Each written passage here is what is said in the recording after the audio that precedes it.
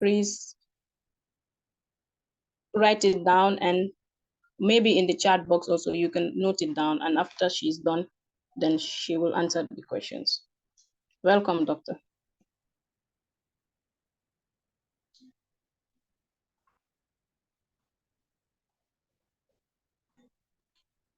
Hello. Thank you. Okay, can my slide be shared? The slide I sent. Can you hear me? Yes, we are hearing you.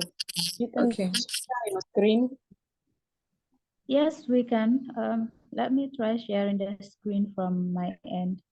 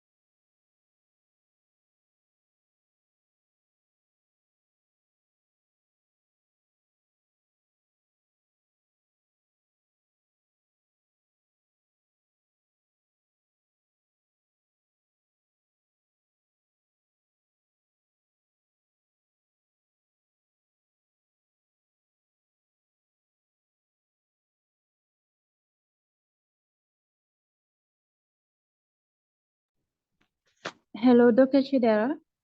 Yes. Please, is it possible to share from your end? Because my laptop is giving me issues.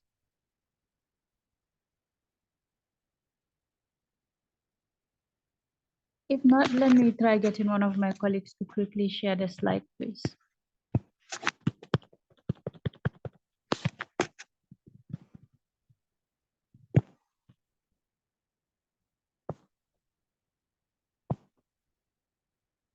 I think I have. Can everyone hear me? I think I have lights here. It's not possible to share from my, I don't know. I'm having issues sharing from my end. I think my phone is on, but that way. I think I no, should just. Favor will share. Will share with us. So let's do that right away. Okay. Favor, you can help us do the sharing.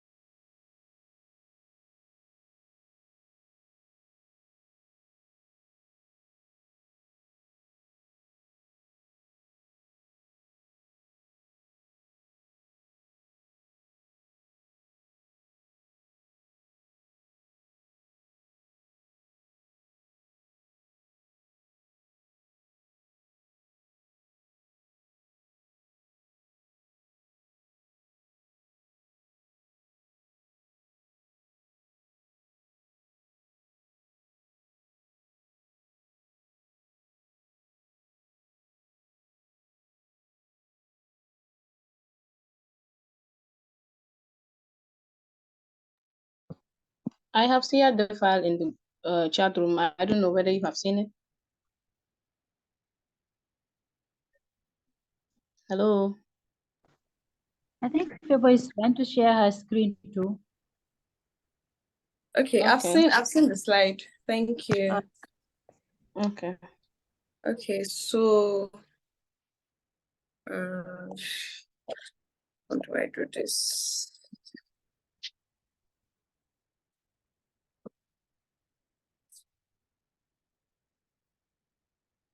Okay. Good evening, everybody. My name is Chukwu Priscilla, and I am a medical doctor, I'm a writer, and I'm also the author of Rain in December, a beautiful book I wrote just a year ago. And I want to thank the organizers of this program for inviting me to be part of this webinar series. I want to thank Ms. Fatimata Sadru for inviting me. I hope I pronounced your name well. I want to thank you so much for inviting me. I do not take it for granted. It's an honor to be here. So I will be talking on the role of creative writing in promoting health advocacy. And to be honest, this topic is a much needed topic. And I think everybody that is involved in creative writing and also medicine needs to be part of the discussion. Okay, next slide, please.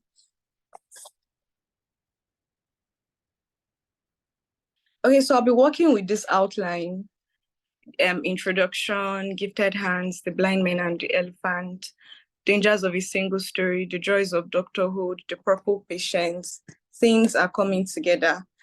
So funny thing is, I derived all this outline or headings from very popular novels. I don't know if you guys have heard about the novels, but I'll try to relate to them as we go on with the discussion. Please, next slide. Okay, so before we go into anything, we need to understand what advocacy and creative writing is, because obviously we need to understand them to get a fuller picture of what we're talking about. So advocacy means public support for or recommendation of a particular cause or policy. So when you're publicly supporting a cause or a policy that you know is very important, then it's the definition of advocacy. Then creative writing is an art form that goes beyond traditional writing, allowing individuals to express their thoughts, emotions, and ideas through the power of words. So in creative writing, you're not just writing, you're using emotions and ideas. And the very beautiful thing is that human beings are a body of emotions. There's no how that you tell me every human being walks through the earth without displaying some form of emotion at some point in time. We display all sorts of emotions like anger, disappointment, sadness, happiness. So this is where creative writing comes into place. We are channeling or are trying to reach those emotions. And it's not just traditional writing like definition says, it's more of emotional writing. So next slide, please. So there are different types of creative writing. There's fiction, there's non-fiction, there's poetry, and there's screenwriting. So fiction is anything that is written with imagination, with your imagination. So you're writing, it's not real. No one can really say they've heard the story from anybody before. It's your story. You're writing it from the top of your head, from your imagination. Then non-fiction is any story that talks about something that a person has gone through, maybe a memoir, a part of your life, or an autobiography, you telling your own story, or a biography, someone else telling your own story. Then there's poetry and there's screenwriting. You know, poetry is obviously poems, and then screenwriting is writing in form of a play for people to use on the big screens. But in this age and time, there are other new additions to the different types of creative writing. So there's songwriting, there's script writing, there's jingles, there's YouTube script writing, there's playwrights, there are long Facebook posts, there are Twitter posts, there are Instagram captions, there are flyers, there are copyright, there's copywriting. So all of these different types of writing can be classified under creative writing in this contemporary time and age, because the world has moved into a technological world where people can just write something from their smartphones, and people are always on social media. So we've added all of these things to incorporate what creative writing is. Next slide, please. Okay, so introduction properly now. Gifted Hands. I remember the first time I watched Gifted Hands, the Ben Carson story. Recently, it was just brought into Netflix, and everybody was like, they brought this man to come and deceive more people into medicine. But yeah, Gifted Hands is the story that people would say tricked them into studying medicine, because everybody wanted to be a neurosurgeon. And today I want to tell everybody here that we are all gifted hands. Our hands are gifted. What do I mean? Being in the medical path alone and combining it with your creative mind is in itself a gift that we're giving to medicine and the world at large, because it's not just anybody that can combine medicine and can combine creative writing. It's not just anybody that is into creative writing and also into medicine. We are not many. So I want us all to applaud ourselves and to keep on, giving ourselves a standing ovation, because we deserve it. It's not easy. Most people would be like, you came to medicine, you did the wrong thing. You were not supposed to be in medicine. You were supposed to be maybe doing a literature course, or maybe like Chimamanda Adichie would have left medicine a long time ago and you'd have written a lot of books and you'd have blown. So people always start to make people that are into creative writing feel like they are not supposed to be in medicine. But no, you are the very picture of gifted hands. So it's not just people like Ben Carson that we should be applauding. We should also be applauding people like yourself and myself that have decided to get our creative selves into medicine and surgery. So next I'm going to be talking about is the story of the blind man and the elephant. So I tried to, make my outline according to these stories, because I feel like it's going to make what we're talking about much more interesting. And the story of the blind man and elephant will further buttress the point I'm going to be making in this discussion. So this is an Indian parable, and it goes like this. There were 6 blind men, and these blind men had never seen an elephant before, and they really wanted to see an elephant. They so wanted to see an elephant, but they had never seen an elephant before. But they had heard that an elephant is like this, it's like that, and they didn't have the power of sight, so they could not, imagine it. So they wanted to feel it at least. And so one day they heard that an elephant was passing their streets, their corner, and they were so excited, and they decided to, see the elephant, and it stopped in front of them that very day, and they were all so excited, and they wanted to touch and feel the elephant and at least know what it was like. So the first blind man went to the leg of the elephant and it felt like a tree trunk. And he was like, oh my God, this is a large tree trunk. Oh, this is what an elephant really is. And then the second man was like, no, because he was already holding the tail of the elephant, and he was like, no, the elephant is like a rope.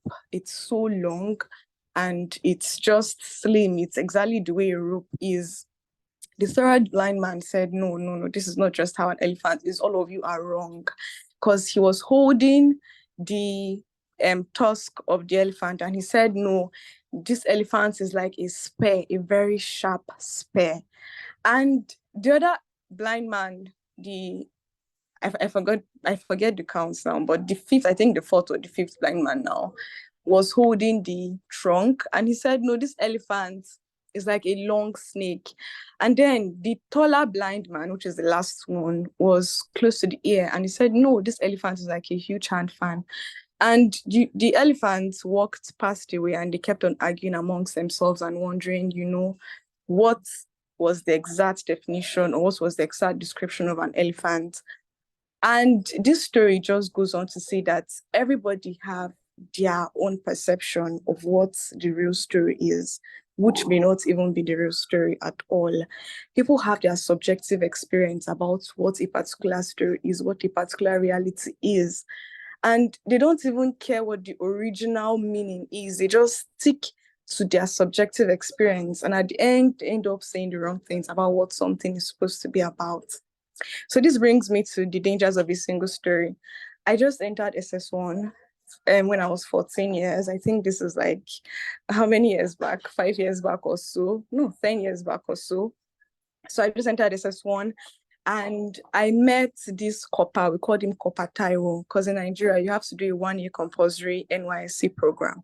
So Copper Taiwo introduced us to TED Talk. I'm sure most of you here should have heard about TED Talk.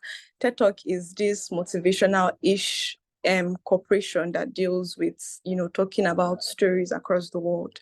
And it was my first time of listening to Chimamanda Ngozi Adichie. She's a Nigerian writer and feminist.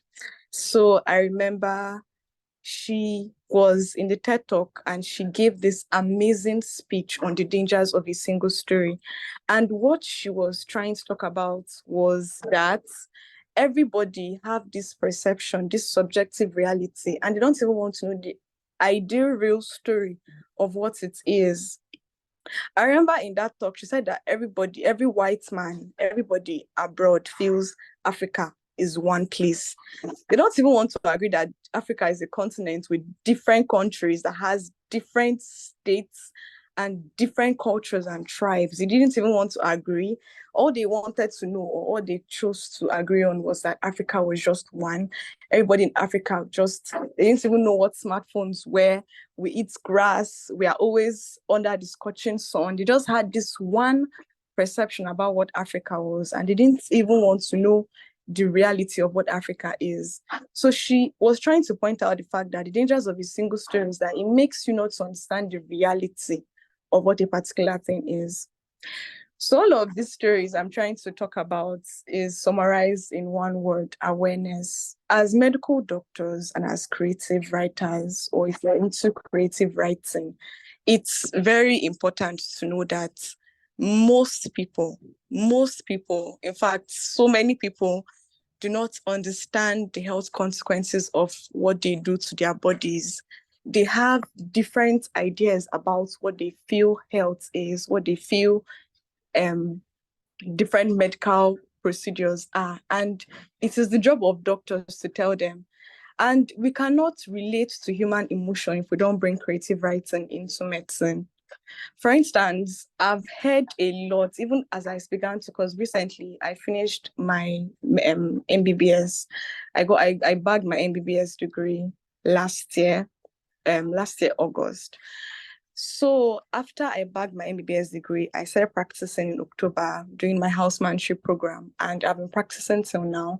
And even when I was in medical school, one thing I'm always hearing is staphylococcus is a sexually transmitted disease.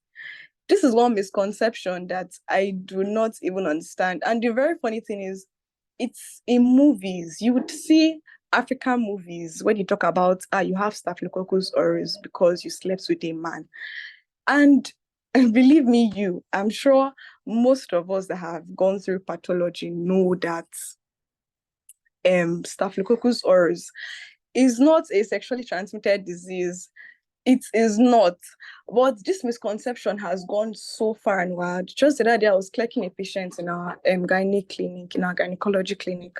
And I was asking her if she had, had any sexually transmitted diseases before, because I wanted to really, clerk her and understand the cause of her infertility, if she had an infection before that probably gave her an infection. So she told me that, do I mean staphylococcus? And I was like, oh my God, this is everywhere. Everybody's saying staphylococcus is a sexually transmitted disease, when it's not. So I was like, no, what I mean is HIV, I mean gonorrhea, I mean trichomonas vaginalis.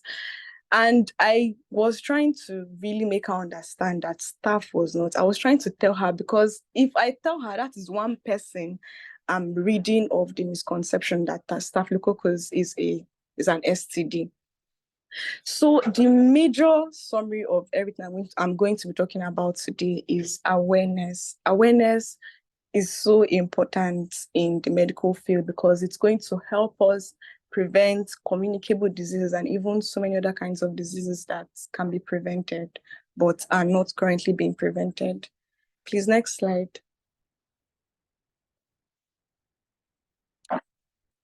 So I'm going to divide this talk into two because most people happen to always forget the fact that doctors are also human beings. So I'm going to be dividing the talk into the joys of doctorhood and the purple patients. So the joys of doctorhood, I don't know if you read Buchi Micheta's book, but Buchi Micheta is a Nigerian. She's also a Nigerian lady. She's from southeastern Nigeria. She's Igbo, and she wrote this book, this very beautiful book, The Choice of Motherhood. I remember the first time I read the book, and I was very excited to read the book because, I'm female. I wanted to know what motherhood entailed. I wanted to really understand what the joy of motherhood was. And the funny thing is, in Buchi Emecheta's book, you will not find one joy of motherhood. I'm going to just give a very brief synopsis or summary of what the book is all about. So the book talks about a lady that found it hard to give birth. She really wanted to, have a child, and she tried every means to get a child. It was not working. In fact, there was this scene from the book where she went to breastfeed another woman's baby. That was how desperate she was for her own child. Finally, she got her own child. And when she got her own child, she didn't just get one child, she got a lot of children. She got up to 8 to 10 children. And she was so happy. Finally, she had children. But then her husband started drinking. She was the only one, providing and putting these children through school. Do you know that after she was done with putting these children through school, she ended up not having anything to show for it? Why? Because all of the children, they forgot her. And they only came back after she died. They came back to bury her. So I was so annoyed when I finished reading the book, and I was wondering what was the meaning of the joys of motherhood, when at the end everything was the story was just sad, and it was a very bitter ending. It was a very sad ending. So I realized that the woman at the end, Buchi Michela was saying that the woman was still excited. She was still happy that she was still happy that she had at least had the privilege to give birth, because she wouldn't have had her life any other way. So the joys of doctorhood is basically, I changed the name to talk about the fact that doctors go through a lot and we don't tell our stories enough. So I'm giving one very recent example. In Nigeria, a house officer that is currently doing her 1-year housemanship program, she was working, and then she realized that the elevator in the hospital was a general hospital in Lagos, Nigeria, and the elevator had been having issues. And she tried her best to, everybody was still using the elevator. Nobody really gave any complaints. Everybody still kept on using the elevator. But before you know it, that particular fateful day, she had a delivery, and it was a food delivery. So she wanted to go and get her food. She had been working for hours. In fact, the previous day, she had gone to go and look for blood for patients. They call house officers, let me just tell you guys, they call house officers house boys and house girls, because the basic thing we do is to run errands in the hospital. We're like everybody's errand girl and errand boy. So that's what she was doing. She was running errands for that patient, trying to look for the blood, trying to get everything ready for the patient. And so that day, she decided to use the elevator. And then when she entered the elevator, the next thing you know, everybody heard a very loud scream and a very loud noise. The elevator went from the 4th floor where she was in and hit the ground. When they got the girl's body out of the rumble, stone, everything, and the misshapen elevator, she was badly injured. So they rushed her to the emergency They started looking for blood. Somebody that had been looking for blood for other people could not even get a pint of blood to save her own life as a doctor. They started looking for blood. They started looking for doctors. They started looking for different people that were going to attend to her. They were going to set line for her. The line was not going because her body was badly bruised. They wanted to set a central line for her. Nobody there was available to do the procedure on her. Short story, to cut the whole long story short, this young lady died. And the discussion started when everybody started to, really understand that they had given the government money to fix the elevator years ago, but due to the whole corrupt governance in African countries, major African countries, especially in Nigeria, they had not fixed the elevator. I'm sure the person just used the money to fix things in his personal life and just forfeited fixing the elevator that cost this young doctor her life. She died at the age of 25. So stories like this are very rampant. And as creative writers, we need people to write our stories as both creative writers and doctors. Doctors will not be able to reach people, reach their emotions if nobody is writing. How did we even know about her story? Somebody wrote about it. Somebody wrote about it on WhatsApp. Somebody wrote about it on Twitter. It was televised. People were on the news, on the television, on the radio. Everybody was talking about it. That was the only way we got to learn about her story. And that was the only way that the elevator was fixed in that same month that she died. So just imagine if we didn't have any Twitter captions, any Instagram captions, any WhatsApp posts, any Facebook posts. We didn't have any of those things that creative writing would have done to, spread her story. All of this would have ended up causing, making us not to even know that, doctors even go through something like this. So before we even talk about creating awareness for the general public in terms of their health, we have to talk about doctors suffering and how our stories are so important to tell. I recently watched a video about someone talking about her 9 months practice, how she has been practicing medicine for the past 9 months. And in that story, she was crying because of, the whole running errands and, not feeling adequate enough some of the times. And people were making comments on the video. It was a YouTube video, and people were saying, oh my God, doctors usually look like they don't have emotions. When they are certifying deaths, they always have this very straight face. They look emotionless. So doctors actually have emotions.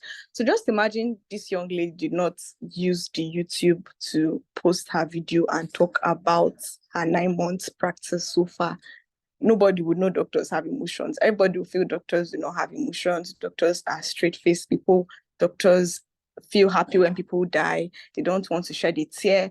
But nobody understands that we have been taught the act of ethics and the act of counseling. And we have been taught that we practice empathy, not sympathy. So you empathize with the person. You don't sympathize. You don't start to weep with the person. You have to be strong. There's also the story of a nurse that was killed from the Ebola virus after trying her best to fight to curtail the spread. And these stories is what makes creative writing so important in promoting health advocacy. So this is the point I'm trying to make. If there's anything I'm trying to make in this, the joys of doctorhood, is trying to talk about the suffering and the throes of doctors in the health institution. People feel it's only the public that suffers, but doctors, they also suffer from the same thing the public suffers. And when our stories are not told in the different types of creative writing I've talked about, fiction, non-fiction, just imagine if Ben Carson did not tell his story, for example. Who would even be able to really understand everything he went through to be where he was, to be who he was, to be the successful neurosurgeon that he was? So these things are so important. This is what makes it so important for us to understand that creative writers are so needed in medicine and surgery. Next slide, please. So the next slide is called The Purple Patient. So I'm sorry, I'm only bringing books from Nigeria, but I am a fan of works from Nigerian writers. And The Purple Hibiscus is one of my favorite books. It was written by Chimamanda Ngozi Adichie. It was her first book. And it's a very beautiful book. If you've not read it, please try and read it. Anyways, I derived this title from the title of her book. But this time around, I'm going to be talking about the purple patient. So, the purple hibiscus talked about a father that was abusing his child. And in this part of our discussion, I'm going to be talking about how patients get purple. Another reason why I derived this title is because, cyanosis means bluish green when a person is bluish green. And most of the time, when a person is purple, it means they are sick. So that is why I'm talking about the purple patients. And it's going to encompass both the sick patient and the patient that doesn't know he's sick, and preventive ways that people can use creative writing in promoting health advocacy.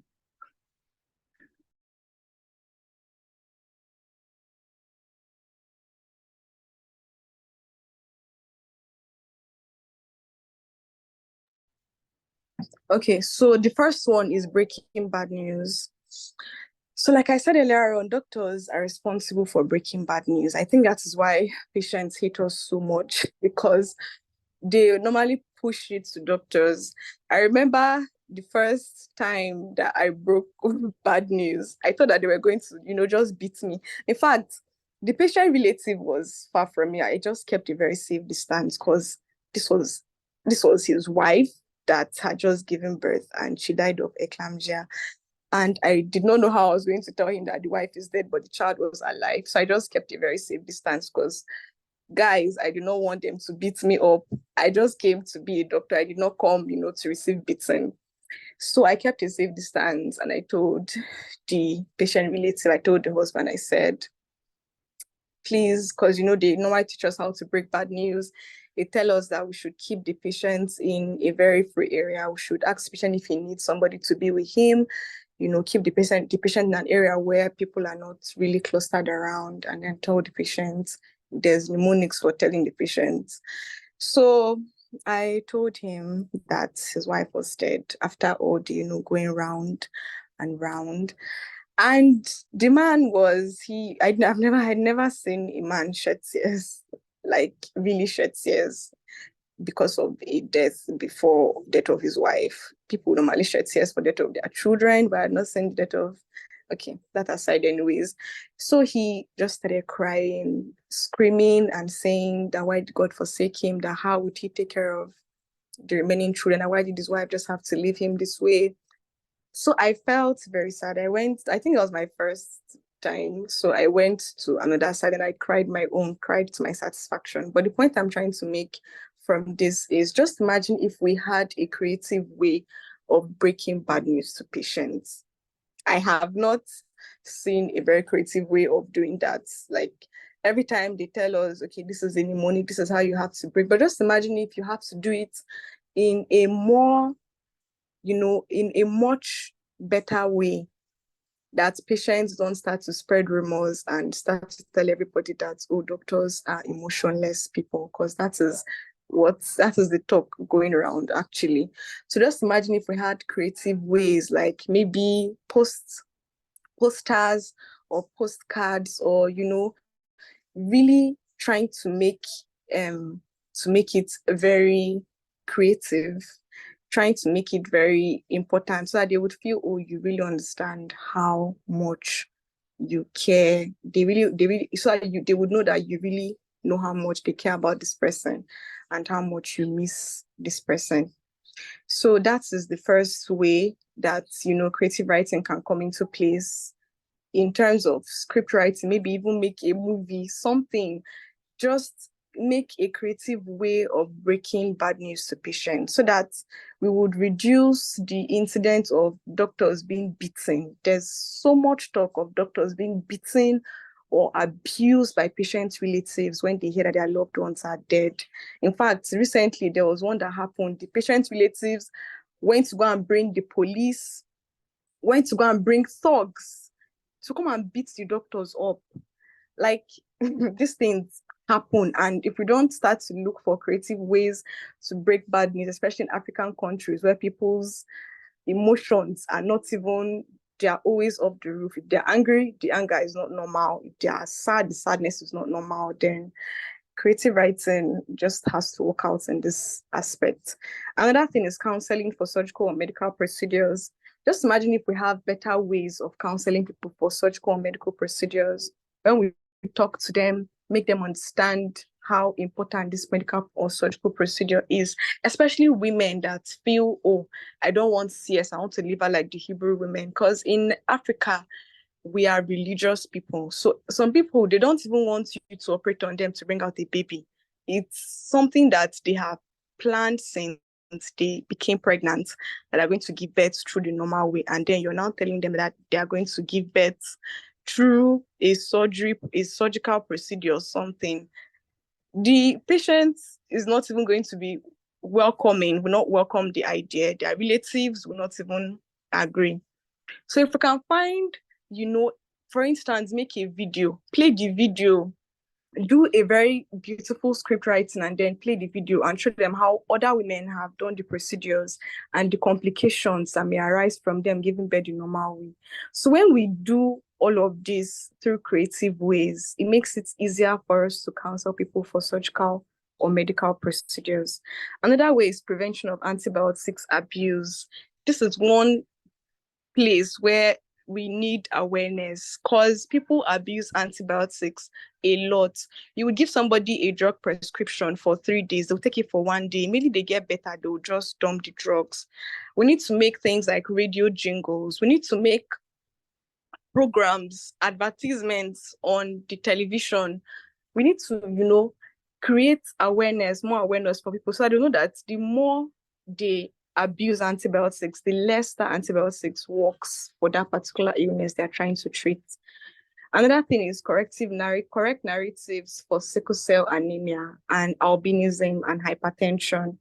This is also a very important place. Just 4 months back, I gave a talk on albinism, and I was getting questions. I gave the talk on a radio station, and I got a question because people feel when a child is albino, they tend to blame the mother. They say the mother is the reason, that the mother slept with an albino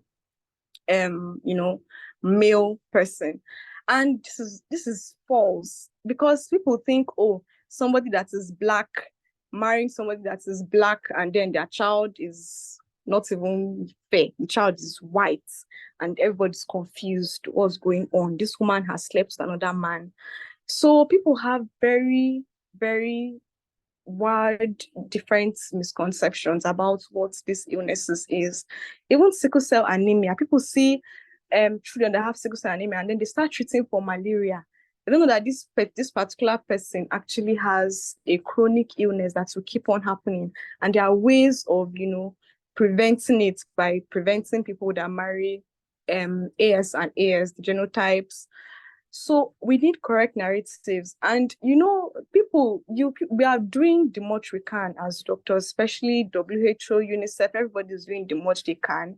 But if you notice, if you go to Instagram, to the WHO Instagram and UNICEF Instagram, you find out that nobody is doing the traditional writing or the traditional way of just telling people about their illnesses. There are now videos depicting what these illnesses are. People are now making long Instagram captions, long Facebook posts. People are script writing for YouTube, and their animations depicting what these illnesses are, so that the public can better understand what they are and prevent it. Something like hypertension that occurs in older people.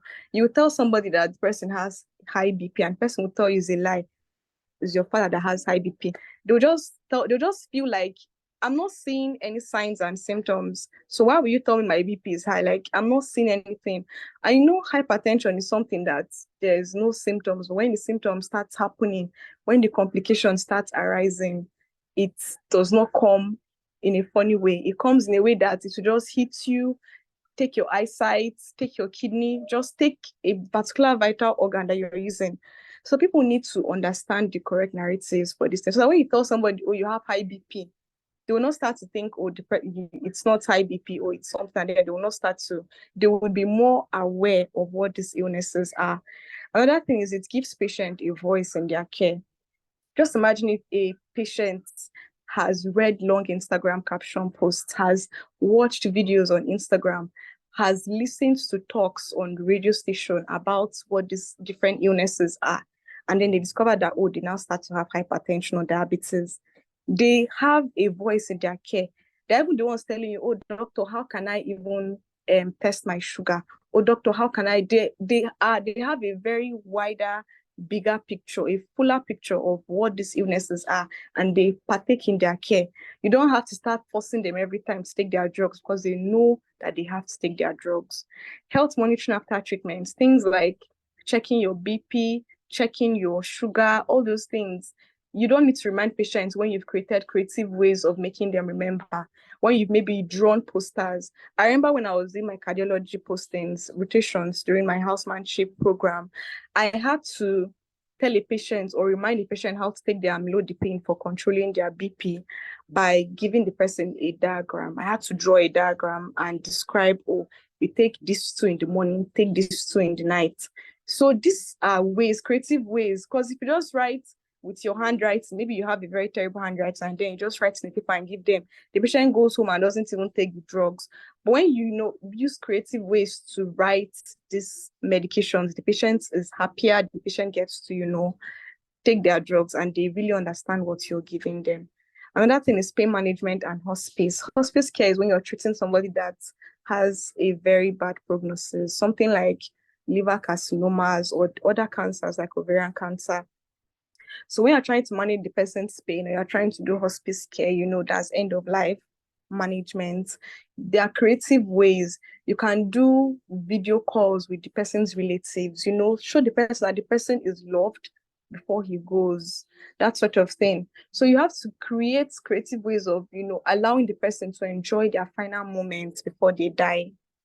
Another thing is essentials of what to come to the hospital. We just imagine if every patient is given a flyer when they come to the hospital that has everything that they need to come to the hospital with, their card, their drugs, for you to know which drugs they've been taking and their investigations.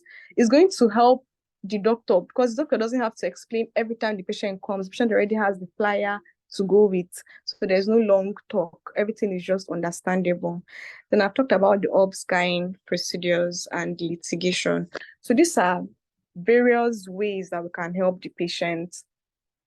So finally, I derived this last line from Things Fall Apart by the famous Chinua Achebe. He's also a Nigerian. And he wrote a very beautiful book called Things Fall Apart, because things fell apart. It was when the Westerners came to colonize Nigeria, and the book just really talked about how Okonkwo, that is the protagonist of the book, felt it was very hard for him to let go of, the traditions of the culture and tribe he was from and accept Westernization and their God. So what I'm trying to explain from Things Are Coming Together is that I'm just trying to give a summary of everything I've been said. Creative writers, people that are involved in writing, most of the time, I felt it too.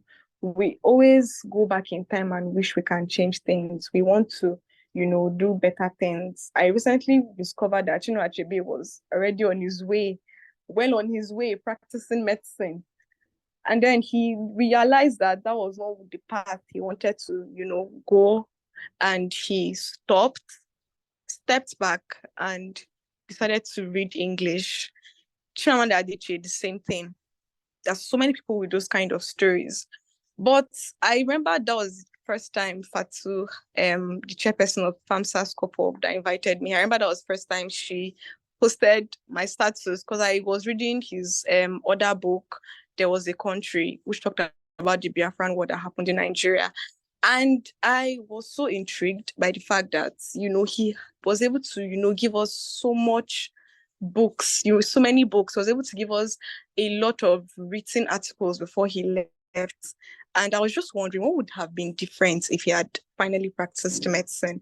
And I got many WhatsApp DMs. People were in my DMs telling me, you won't leave medicine. Oh, don't leave medicine. Still be in medicine.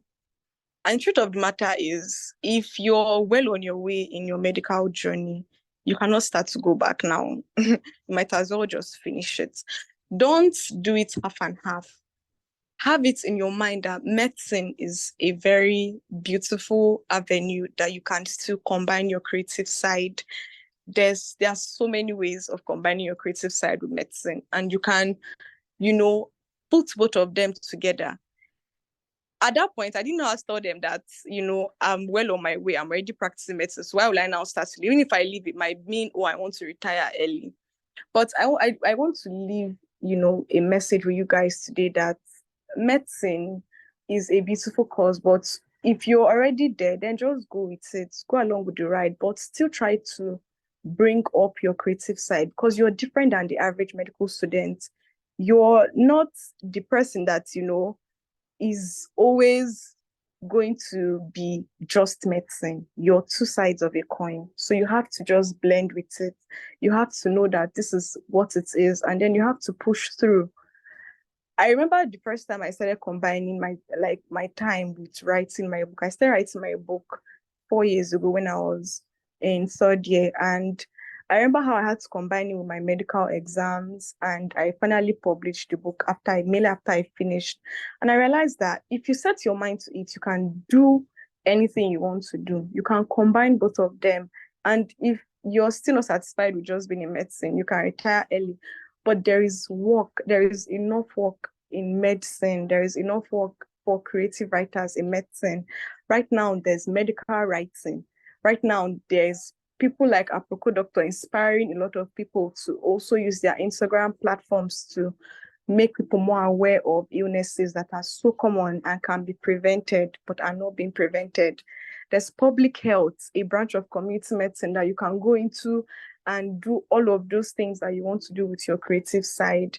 So looking at medicine as a mistake is no longer cool. Before, it used to be so cool to say, I don't even know what I was doing here. My mother brought me here. My dad convinced me to come here. But right now, what matters is how you're able to blend all of this, how you're able to merge all of this and keep on moving and still make the impact you want to make on both sides, just like getting the best of both worlds. So it's just bringing everything together. That is the real answer to your questions that you've had, if you've ever had questions on whether I should be in the medical path or not.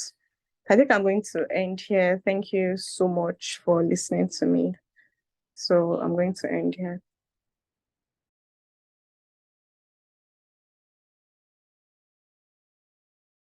Thank you, Doctor. Hello.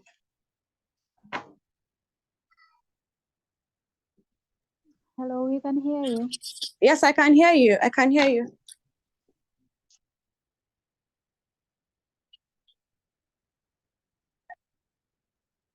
Okay, thank you. We are glad to have you on our platform today.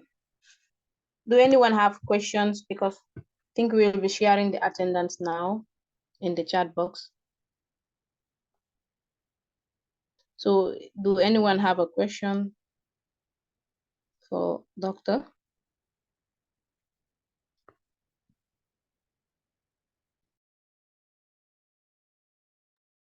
So in the chat box, someone was asking if it's possible for us to know the authors of the books that Dr. Chidera has mentioned here. Okay, which of the books? Which particular one? I talked about so many books. The person didn't actually specify. So someone's hand is raised. Peter, you can go ahead. Yeah, good afternoon. Good evening. Can you get me? Yes, we can hear you. All right. Actually, I don't have a question, but I want to, from the speaker that just ended up, she spoke so well. I really want to applaud her for her presentation. I bet you I was actually working on patient's evolution, but her presentation caught my attention, just like the content of her presentation. So I just want to applaud her so well for a good presentation. And like she said, I think a lot of us medical doctors will have we have interesting stories to inspire a lot of people out there, but sometimes we don't know how to go about it.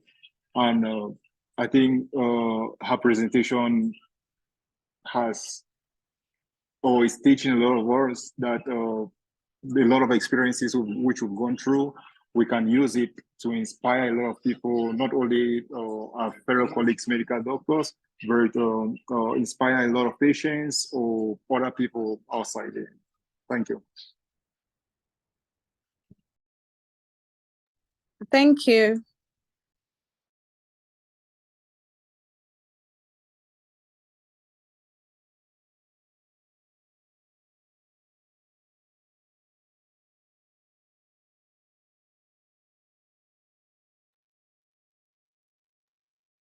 Do anyone have another question or comment to share with us?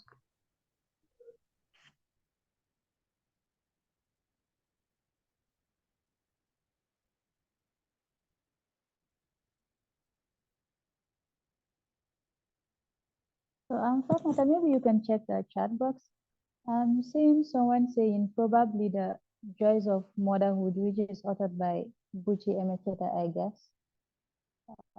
The only other question I'm seeing is questions of how anyone can be members of FAMSA-SCOPUB. But before I answer that, I guess we would still give a few seconds if anyone has questions regarding today's topic of discussion. Then we can go with those first before I try answering how anyone can become a member of FAMSA-SCOPUB. Yes, Dr. Shedera can answer the question like the joy of motherhood, the book. Maybe she could share it. Okay. Okay. Is the person asking for the name of the book? Because I'll just go through all the books I talked about. So I talked about Buchi Emecheta's The Joys of Motherhood. I talked about Purple Hibiscus by Chimamanda Adichie. And I also talked about Things Fall Apart by Chinua Achebe. So I think those are the three books. Then The Dangers of a Single Story is a TED Talk by Chimamanda Adichie. It's on YouTube. If you just type The Dangers of a Single Story, it's going to pop up. Okay, thank you. I think the attendance can be shared now so that you could sign in for the attendance. Padmata? It has been shared. It should be in seconds.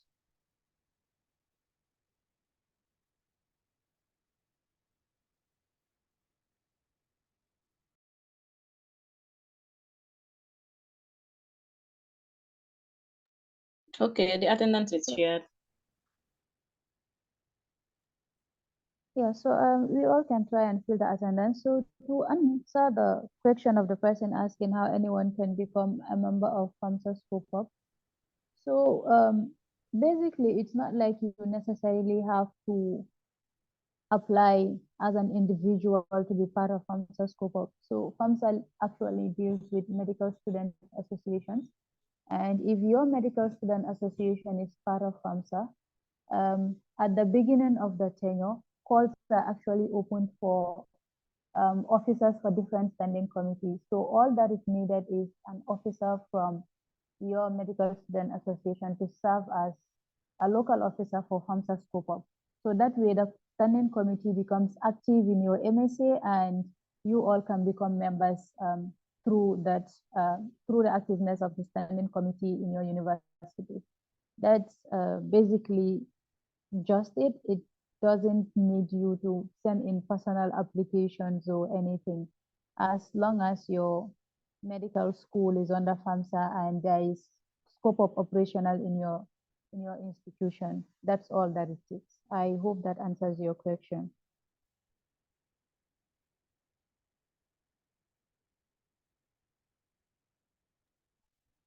Okay, if there's no further question, then we bring this session to an end. Sorry, there's a question. There's a question. Okay. Someone is asking Dr. Chidera Thank you very much for the presentation. Please, how did you deal with writer's block, and how did you balance medical school and writing? Yes.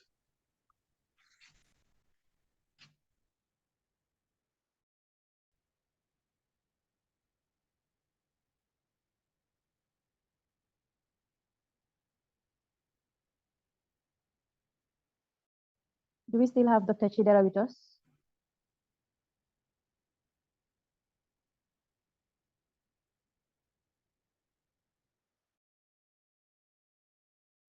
I think she's out. It could be network issues. So let's be patient for a few seconds and let me try getting her back.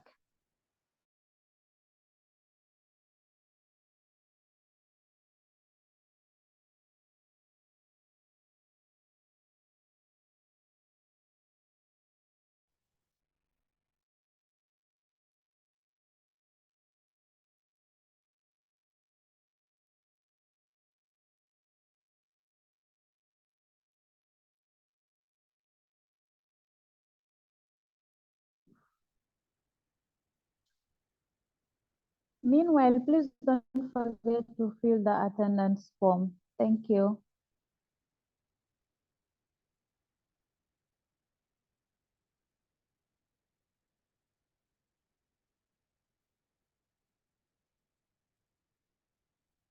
Welcome back, Dr. Chidera. Thank you. Sorry, I left by mistake. All right, so there's someone in the Q&A section saying, thank you very much for the presentation. Please, how did you deal with writer's block, and how did you balance medical school and writing? Okay, thank you so much for asking your question and for thanking me too. So you said the question is, how do I deal with writing block and balancing writing and medical school, right? That's the question. That question. Yes, ma'am. Yes. Okay. Yes. Okay, so writing blog, first of all, God, you guys, it's actually a thing. Like, I have days when I don't even feel like writing at all. Like, currently, actually, this is supposed to be a secret, but currently, I've been trying to write another book, and I've been trying to do it with housemanship. And some days I just open my laptop and I don't even have words to type. I'm just very confused. So what I think is, when you get into that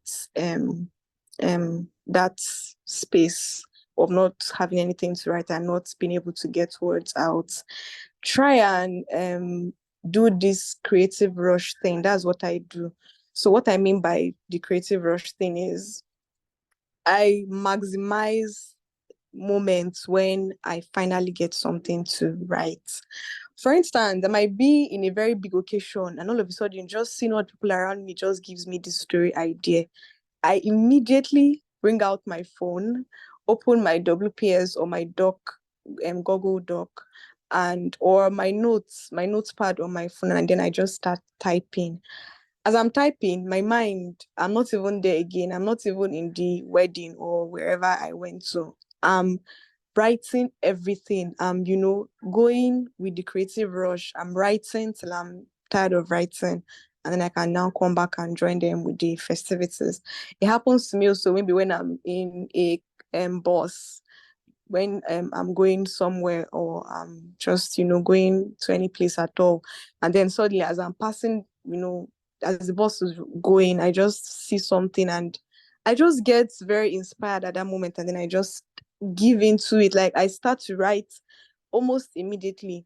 Or maybe I'm in the hospital and then we're holding clinic and I'm supposed to be asking the patient a question and I see something, or I just look out, or even as at that moment the patient is talking to me and then I just feel this creative rush, I immediately start to write. So that's what I would advise. Like, once you feel it, just stay there and write, so that by the time you're out and you look at those things that you wrote, you'll be able to, it might be rubbish, might have like written in a haste and written jumbled words together, but when you come back to that thing that you wrote, you find out that you can build on it. You can build on it because you've already written it and then there's an idea. Most times what I do is that I say, okay, I have an idea. The woman is pregnant. The woman has a child. The child does this to her. And I just write the idea. And then maybe when I'm in a better place, maybe if I'm in a hurry, when I'm in a better place, when I'm well rested, I now start to connect the dots and, fill in spaces in those things that I wanted to write properly on. Sometimes I get my creative rush from reading books. I would encourage you read books that you really love. Like, for instance, I've been reading a lot of books recently, like creative books. Aside, there was a country. I read Popular Hibiscus again, and when I read those books, I also read The Concubine again. That one is by Ilichi Amadi. He's also a Nigerian writer. When I start to read those books again, I start to feel this creative rush because I'm like, and then if you also read the biographies and you read how these people too, how they if you read non-fiction books of these writers, you'd find out that they also get stuck a lot.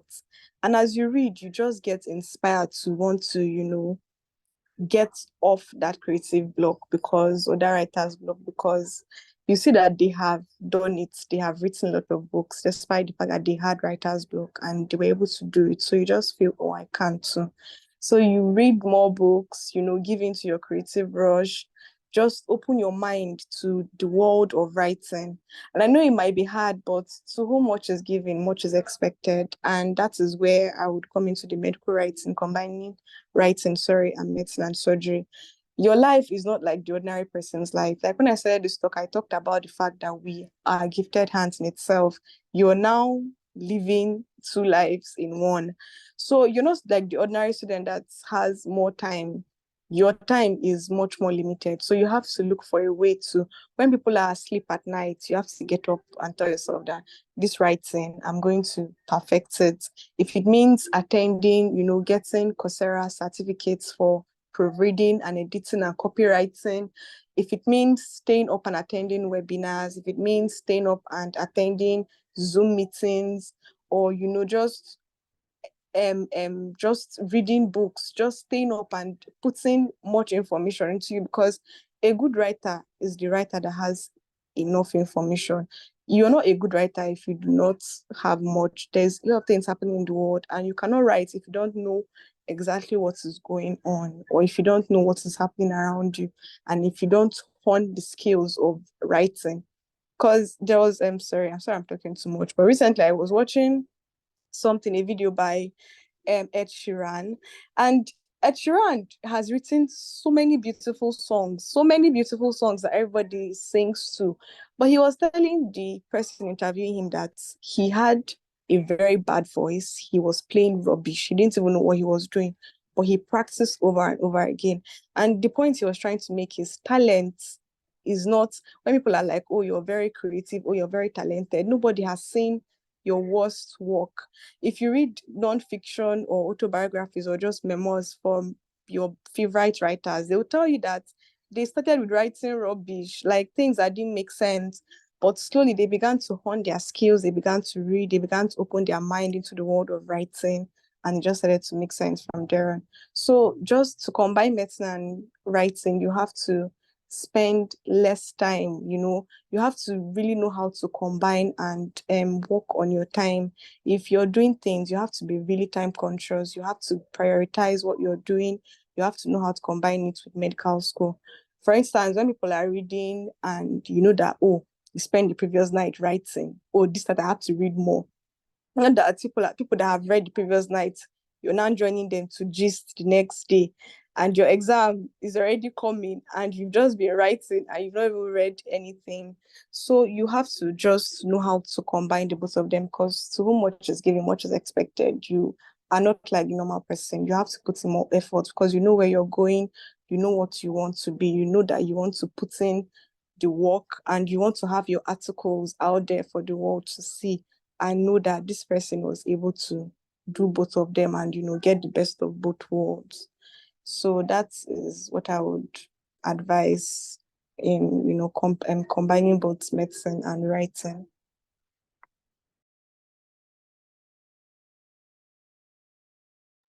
Thank you. Thank you for the answer. I hope the person has understood and had Dr. Shedera. Um, is there any further question